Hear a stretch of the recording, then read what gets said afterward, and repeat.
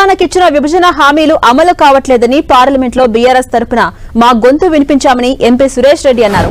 రైతులకిచ్చిన హామీలను కేంద్రం నెరవేర్చలేదని వక్ఫ్ సవరణ బిల్లును పూర్తిగా వ్యతిరేకించామని తెలిపారు.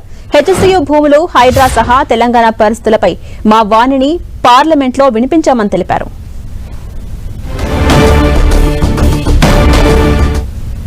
కాంగ్రెస్ తో కుమ్మక్కయ్యారంటారు, కాంగ్రెస్ వాళ్ళేమో బీజేపీతో కుమ్మక్కయ్యారని చెప్పారు.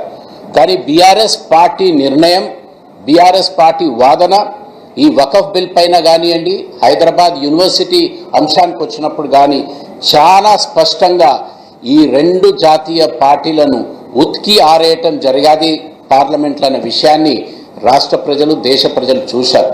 కావున మేము ఎవరితో ఉండి ఇంకెవరికో డ్రామా చేసే అవసరం లేదు.